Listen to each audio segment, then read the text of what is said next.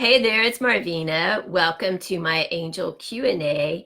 Today in this little ghost busting video, I'm going over how you can use the element of fire in order to help you create a safer environment in your house and to banish any unwanted visitors. So fire is so primitive and it's such a primordial element. All of the elements are really, but we are so connected to fire on an intimate level, and we really don't even understand how closely interconnected we are to that essence. But we're really drawn to using candles and fire elements like fire pits, and to anytime that we have a gathering of people in our house or we're celebrating a special occasion like a birthday, then we like to bring that element in. But fire can be very protective and can help us to create a template of protection around our house. And we've been using it for hundreds of years. So back in the day, our ancestors always kept a hearth fire going. So they never let that fire go out in their kitchen where they did their cooking, because it was such a symbol of life and of being able to survive and to sustain their family. But they also knew it was a protective quality for the home. When we have a candle burning or a fire going in our fireplace or our fire ring, we are sending out a signal to the universe that we align ourselves with the light. And that is very, very powerful. And you think about all of the celebrations that we celebrate, that we use candles, like when we get married and we have the beautiful candelabras, and then the unity candle when we celebrate our birthdays and we put the candles on the cake. Then we're calling on that element of fire to be a part of these life celebrations and these turning of the tides and bringing in new relationships, new life, a new era of consciousness or higher consciousness, higher awareness. So lighting a candle is a great way to send out a signal to the universe that I align myself with the light. I love to have candles going when I'm relaxing at night or watching TV, but I always have a candle going if I'm doing any spirit work. So like meditation or any of my readings or my soul clearing work, I always have a candle going. And I usually will invite my people that I'm working with, because most of my work is done by phone, to light a candle. But most of the time, you don't even have to make that suggestion, because they just intuitively know if we're working with the divine and we're calling on our angels to help us to clear out negativity in our life or in our mindset or in our house or whatever it is, intuitively they know to light a candle. I like to use just plain unscented candles, like the little tea candles. And sometimes, depending on what types of essential oils or what is used to bring fragrance into a candle or how it's woven in, sometimes it does more harm than good to burn scented candles. But you want to just use your own intuition there. And if you notice that you start to get headaches or your animals, um, look like they're uncomfortable, then that might be a clue that the scents that are in the candles might be too strong, or they might just be, the origins might be suspect. So I usually burn unscented candles. Those are my favorite. And you can always bring in scents like fragrance in through your incense or burning herbs or using high quality essential oils. You can bring in different fragrances that are very protective and help to banish out negative influences out of your house. So one of those would be cedar. To me, is one of the most powerful combinations that you can burn. So I would take some dried cedar. You can just go out in your backyard if you have cedar trees and get some and dry it and put it in a container. I like to add sage, like the plain white desert sage, and maybe some lavender or some sweetgrass if you have those, but you don't have to, because the primary clearing herb is going to be the cedar, and then the other herbs help to elevate the energy of the house, so that and then the fire energy is the catalyst. That's the transformer there. So when you use all of those together, it creates a smudge or a smoke that helps to dislodge negative entities or old thought forms or stale energy. None of that is conducive for having a healthy life or being able to think clearly, being able to use your life force energy as your own. Negative entities are never desirable in our houses. And sometimes people will laugh and tell me they have a ghost, but they don't bother anybody. But there's different degrees of earthbound spirits and ghosts and negative entities. But they're really not desirable. It's like they're taking up space in the energy template of your house. And you may have some that you can share, but for the most part, you want to take some measures to boot them out. So ask your own angels to kind of give you some clues about where the negativity is the most focused in your house.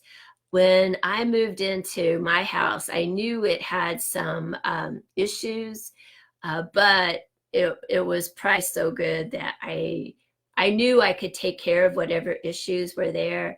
And so I took a chance on it, but the template was the most wonky in my kitchen and in my master bedroom.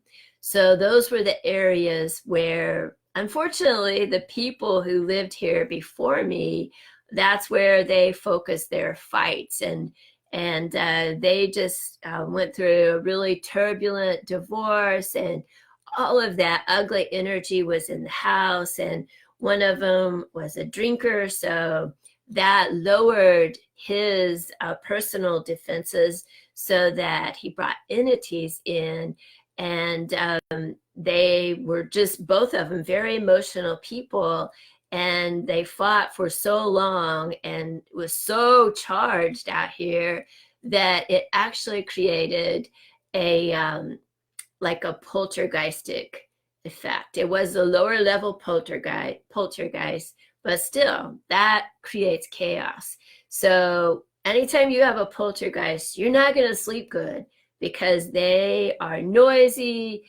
And all night long you can hear doors banging and footsteps and pots and pans clanging together, and you can't get any rest, and it just feels off, like something's not right. I feel like it's so important that we all understand that we can perceive energies on so many different levels, more than just our five senses. We've all been taught that if you can't see it or hear it or touch it or taste it or feel it, then it's not real. But we can perceive energy that doesn't register on any of those five regular senses, but we have to use our higher senses. And it's important that we honor that part of ourselves and that we work with our own angels, because they are set charge over us to help us navigate our earth journey and to use all of these challenges. Like if you have an entity in your house, then that's a challenge.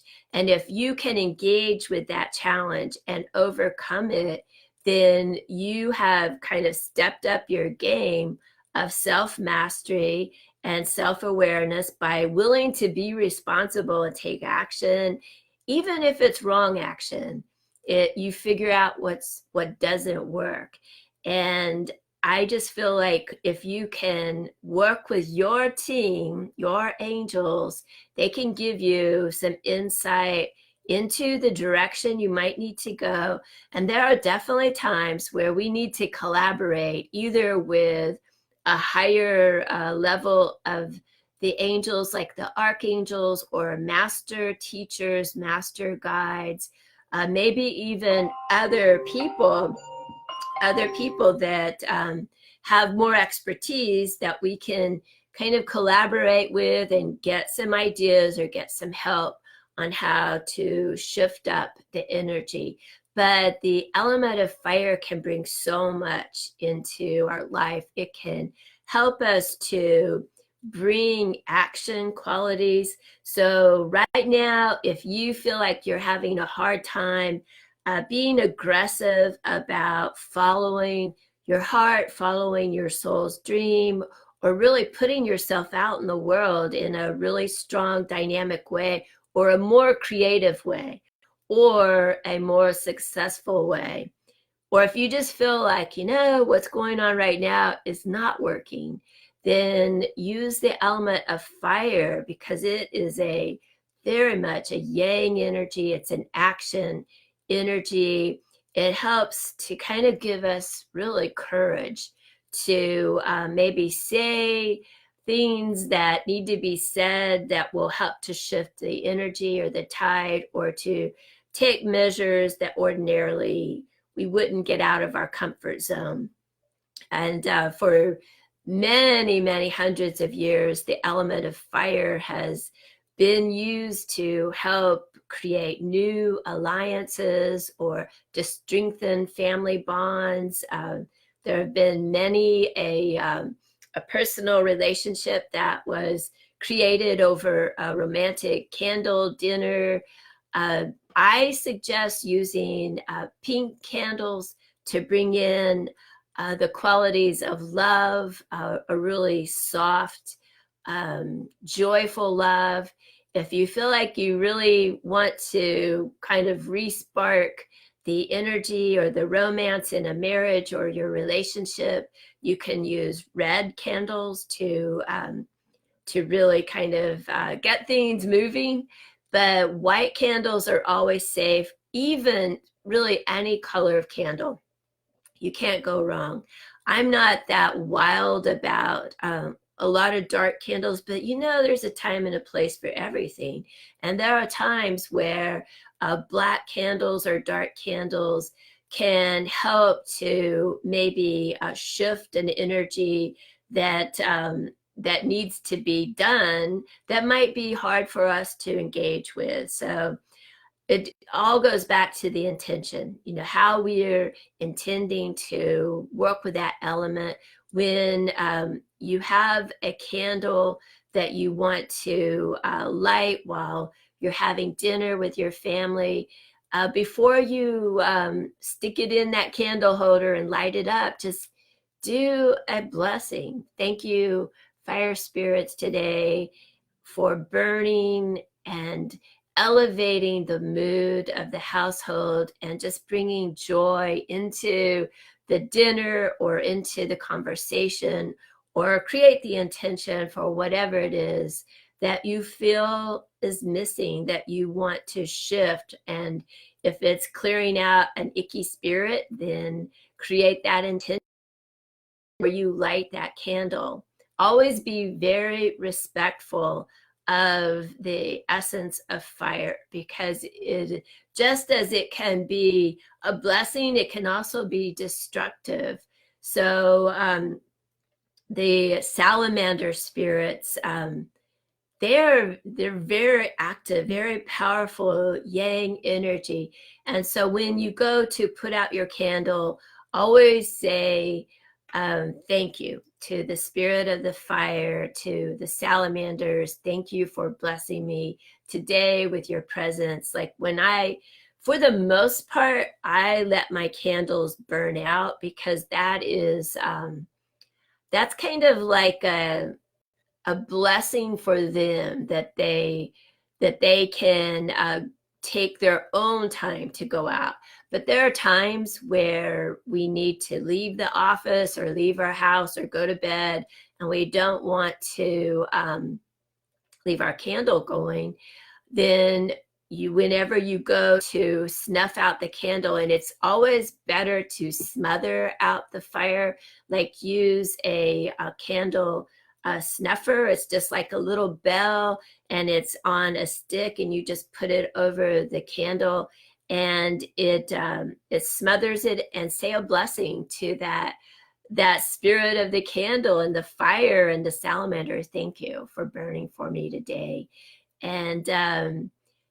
And even I have used a lot of fire energy through the candles for bringing healing in, or for bringing opportunities in. So you can use like the 7-day candles, and they already a lot of times will have a prayer on them from the different saints, like Saint Michael, Saint Jude, Mother Mary. I've used all of those for many times for bringing protection qualities into the house. And usually if you can set your candle up on a shelf that there's nothing around it that could catch on fire, then you can let it go. But a lot of times if I have to leave the candle, I might put it in like a Pyrex dish, like a big cake dish, and you could put water in the dish, and then if it fell over, it would be smothered out by the water. But I have left many candles, many 7-day candles going, and but I try to keep an eye on them. But usually, a lot of times people, when they leave the room, they want to make sure their candle is put out. Just that is, I understand that too. And I would just always maybe ask that the salamander spirits and the element, that their essence continue to hold a shield of protection for your house or for your room, or hold a space of healing for whoever you might have been praying for. But be very respectful and really connect with your heart, because your heart energy is so powerful. And just let your heart talk and communicate to the essence of fire what is important for you within this, whether it's psychic protection from an entity attacking you, or maybe it's healing or well-being. The element of fire can really balance things out, especially for people that are sick. Too often, whenever a household goes through some illness, whether it's pneumonia or whatever kind of disease or negativity, then usually there's too much of an abundance of yang energy. And in order to create balance, you have to bring in some yang energy. So if you live by the water, like by a lake or by the ocean, or you have a big body of water by your house, like a pond or a tank, then you want to take some steps to bring in a fiery energy to create a template that is not harmonious with negative entities or energies. Like evil entities, they need a certain amount of low vibrational energy, or energy that is off balance, yin energy in order to get a toehold in your house or in your own personal energy field.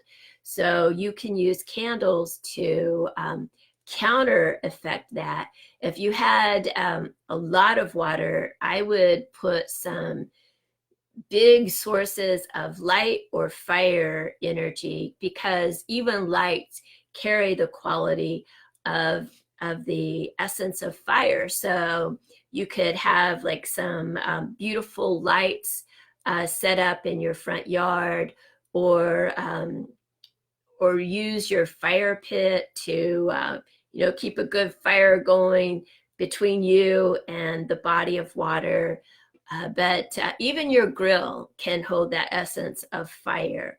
Be creative, and in a pinch, you can always just call that quality of fire energy without actually lighting a candle or lighting a fire pit. So in our kitchens, our stove carries the element of fire energy, and sometimes if you've had a hard time balancing the template of your house, the especially the kitchen, usually it's the heart of the home, and you want to just really dial in and make sure that it stays balanced, it stays a very neutral energy. If it gets over the top, either way, yang or yin, then it can open like a little bit of a portal way or a doorway for evil to come in, or just negative energy that is still not conducive, and it's counterproductive for us. So we want to make sure our kitchens stay very balanced, especially the stove, that it stays clean, that the Japanese and the Chinese are very particular about making sure that your rice cooker is in the appropriate position, because that the symbolism is all about nurturing ourselves and our life force energy and feeding ourselves. And if it is like cattywampus, then we're not going to have what we need to be able to thrive and to survive. So I wanted to look at my notes and make sure I kind of touched on all of those. I think I did. If you have questions about clearing evil out of your houses, or clearing negativity out of your homes, and how to use your angels or to use the different elements, just you can put a comment below or send me an email. That's going to be the best way to get my attention, is to email me. And then you can find that information here on my page.